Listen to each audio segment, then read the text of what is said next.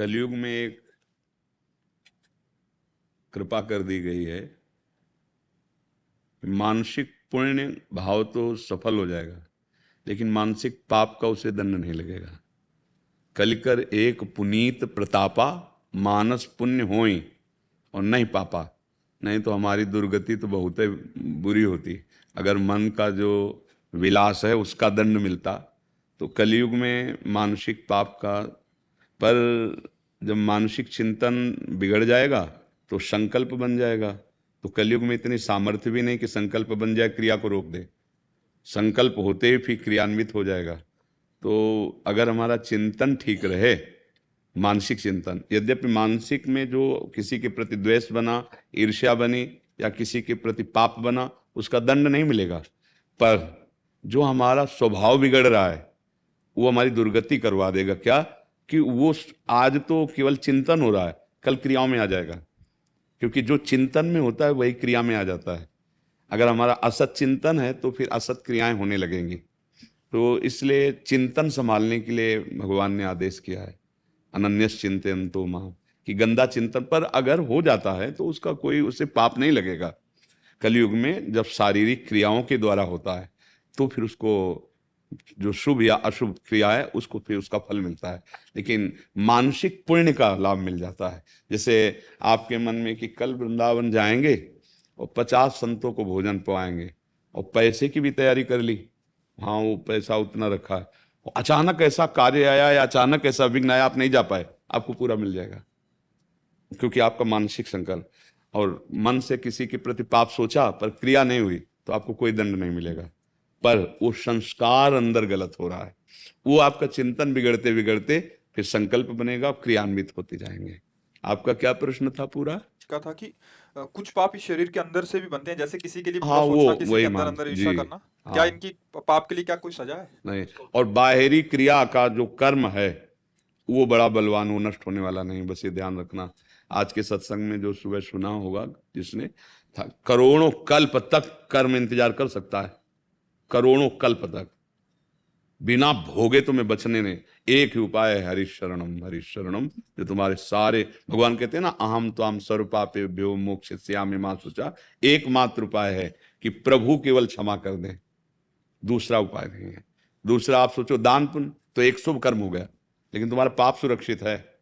इसलिए अधर्म आचरण, पाप आचरण से तो डरना चाहिए। जैसे सांप से नहीं डरते कि काट लेगा तो शरीर नष्ट हो जाएगा, तो सांप तो एक जन्म नष्ट करेगा, कर्म करोड़ युग नहीं कल्प तक वो इंतजार करेगा, जो जहां समय आएगा वो तुम्हें नष्ट कर देगा। देखो ना, कह रहे भीष्म पितामह जी को कि 100 जन्म तक तो हम तो किया, बोले और आगे बढ़ो, मतलब समझो हमारे तो बहुत जन्म हो गए ना, जमा है। कर्म से बहुत सावधान रहे, बहुत खतरनाक वस्तु है कर्म, और बहुत मंगलदायक है कर्म। अगर वो शास्त्र के अनुसार, तस्मात् शास्त्रम प्रमाणम ते कार्याकार्यो व्यवस्थितो, शास्त्र विधान के अनुसार कर्म होता है और भगवद अर्पित कर्म होता है तो भगवत प्राप्ति करा देगा, परमानंद प्रदान करेगा। और अगर शास्त्र विरुद्ध होता है, अहंकार से होता है, वो दुर्गति करा देगा। इसलिए बहुत सावधानी से कर्म किया जाए। अंदर अगर हमसे कुछ गड़बड़ी हो रही तो उसके सुधारने के लिए जो नाम जप है ना, वो है। अंदर की गड़बड़ी, बाहर तो बिल्कुल चूक नहीं होनी चाहिए। मान लो मन को नहीं संभाल पा रहे तो नाम जप करिए, धीरे धीरे अंतःकरण पवित्र होगा। मन जितना मलिन होता है उतना चंचल होता है, और जितना जितना निर्मल होता है उतना उतना शांत होता चला जाता है। देखो संत महापुरुषों का तो ऐसा मन पंग हो जाता है, ना भूत की चिंता, ना भविष्य की चिंता, ना वर्तमान की चिंता, एकमात्र भगवत चिंतन, स्वरूप चिंतन में जो जिस मार्ग का प्रतीक है, मन एकदम अमना हो गया, उसमें कोई इच्छा ही नहीं। तो ब्रह्मभूता प्रसन्नात्मा न सोचति न कांक्षति, कोई शोक नहीं, कोई चिंता नहीं, एक परमानंद की अनुभूति तो भगवान नाम में। पर बाहरी क्रिया, आज हम लोगों का बहुत बुरा हाल होता चला जा रहा है, हमारे समाज का, हम लोगों का, कि हम लोग बातें भर बनाते हैं और आचरण बहुत गंदे होते चले जा रहे हैं। इसीलिए ना भगवदानंद की अनुभूति हो रही, ना ब्रह्मानंद की कोई अनुभूतियां हो रही। प्रेम तो बहुत ऊंची चीज, जैसे वृंदावन का निकुंज प्रेम, सब आचरण पवित्र नहीं है तो सब बकवास। बिन विवेक वैराग भक्त बिन सत्य नये को मानो, भगवत विमुख विमुख कपट चतुराई सो पाखंडे जानो। हमारे नित्य विहार रस के बहुत बड़े महापुरुष हैं भगवत रसिक जी, उन्होंने कहा कि यदि विवेक नहीं है, शुद्ध भक्ति नहीं है, वैराग्य नहीं, तो पाखंडे का खेल हो रहा है सब। बात ऊंची ऊंची है और आचरण एकदम नीचे, तो फिर उस बात का कोई मातुर आ क्या? तो देखो, प्रश्न करने के लिए हमारी बुद्धि कितनी प्रवीण है, आप देख लो ना। तर्क पे तर्क आप कर सकते हैं, आप में इतनी बुद्धि है, तो क्या आप कभी मन से तर्क किए? अरे दुष्ट, इन जो गलत मार्ग की तरफ प्रेरणा कर रहा है, कभी आप उससे तर्क किए, उससे लड़े, कभी उसको परास्त किया? नहीं नहीं, उसको तो बहुत दुलार से रख रहे हो और उसकी बात मान रहे हो। और जब गुरुजन, शास्त्राज्ञा, संत वचन, तो उस पर फिर तर्क, फिर उस पर दोष दर्शन, फिर उस पर काट छांट। भैया नहीं नहीं, जहां से काम बनना है वहां काट मत करो, काट करो उस मन की जो तुम्हें फंसाया अनंत जन्मों से है। इसी का सुधारने के लिए ही तो हमें मानो दे और संत संग और ये प्राप्त हुआ है। अंदर से गड़बड़ी जो हो रही है वो ठीक हो जाएगी, बाहर से ना होने पावे। और अंदर की गड़बड़ी तो भजन से ठीक हो जाएगी, बाहर संभाल लो। बाहर के कर्म अगर तो अवश्य में वो भोक्तव्यम कृतम कर्म शुभाशुभम, भोगना ही पड़ेगा। इसलिए डरो, जब कर्मों का फल आता है तो बहुत दुर्दशा हो जाती है। इसलिए हम सबसे प्रार्थना करते हैं, भगवान का आश्रय अंदर से तत्काल लो और जैसे बने वैसे भगवान का नाम जप करो। तुम्हारा भाव बने ना बने, कुछ बिल्कुल हमारी बात मान लो, दवा खाने के लिए भाव की जरूरत नहीं है। दवा में अपना पावर है रोग निवारण के लिए। ये दुखों के जाल में हम फंस गए हैं, बार बार जन्मना, बार बार मरना, ये कामना, वो विपत्ति, वो समस्या। एक समाधान ऐसा मिल जाए जिससे सब खत्म हो जाए, वो है भगवान। जब तक उनका भजन नहीं होगा, तब लग कुशल न जीव कहूं, सपने हो मन विश्राम। जब लग भजत न राम कहूं, शोक धाम तज काम।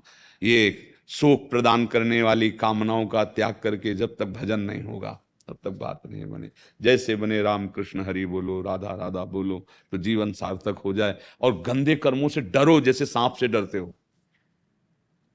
हम लोग कोबरा हमारी तरफ आ रहा हो तो हम कैसे डरेंगे? ऐसे ही अगर गंदा काम करने के लिए हमारा मन ले जा रहा है या कोई गंदी प्रेरणा करके हमको गिराने आ रहा है, तो हमको ऐसे डरना चाहिए जैसे सांप आ रहा हो हमारी तरफ, तुम भागेंगे नहीं, ऐसे भागना चाहिए। नहीं नहीं, हम मर सकते हैं लेकिन गलत काम नहीं कर सकते, पक्का।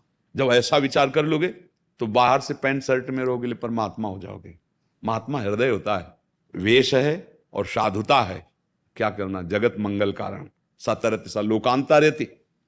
अगर वेश नहीं है, हृदय में साधुता है, वो वही पदवी प्राप्त करेगा। और वेश है और साधुता नहीं, भैया कुछ नहीं, उसी फांसी में बांधे जाओगे जिसमें पापात्मा बांधे जाते हैं। वेश नहीं बचा पाएगा, उद्देश्य बचा पाता है, अंदर का उद्देश्य। सबके लिए भगवान समान है, सब भगवान के प्यारे हैं, सबको भगवान बराबर प्यार करते हैं। उनके वचन है, सब मम प्रिय सब मम उपजाए। बस आप धोखा कर रहे हो, भगवान को पराया मानकर, शरीर को अपना मान के, शरीर संबंधियों को अपना मान के भगवान को भूल गए, इसीलिए दुख पे दुख उठा रहे हो। प्रार्थना मान लो, मन लगे ना लगे, भाव बने ना बने, समझ में आवे ना आवे, राधा राधा राधा राधा, ये जितना नाम जाएगा ना अंदर, उतने ही आप आगे चल के देख लेना, ये नई फसल है, परमानंद में डुबो देगी। खुद रो रो के कहोगे, जैसे मीरा जी कहती ना, पायो जी पायो मैंने राम रतन धन, वस्तु अमोलक दी मेरे सतगुरु। अगर भजन नहीं करोगे तो संतों की बात या जो नाम मंत्र मिला है उस पर आपका महत्व नहीं। मतलब भजन कर, जानते हो भगवान से ज्यादा गुरु से प्रेम क्यों हो जाता है? क्योंकि भगवान तो पहले भी हृदय में थे और हम भटक रहे थे, लेकिन जब गुरु रूप में भगवान ने हाथ पकड़ा और जब नाम मंत्र दिया, तो जब भाव आता है ना, तो सबसे पहले सदगुरुदेव कि आपकी कृपा के बिना मेरी क्या दुर्गति होती, नाथ आप अपा। और वही गुरुदेव प्रिया प्रीतम रूप हो जाते हैं। समझाने के लिए प्रिया प्रीतम गुरुदेव रूप में आए, और जो समझ आ गई तो गौर से देखा तो गुरुदेव के ढांचे मंदिर के अंदर प्रिया प्रीतम ही बैठे हुए, वही है गुरुदेव, वही है आराध्य देव, वही है गुरुदेव। गुरुदेव ही आराध्य देव हैं, आराध्य देव ही गुरुदेव हैं। खूब नाम जप करो, इसी में मंगल है।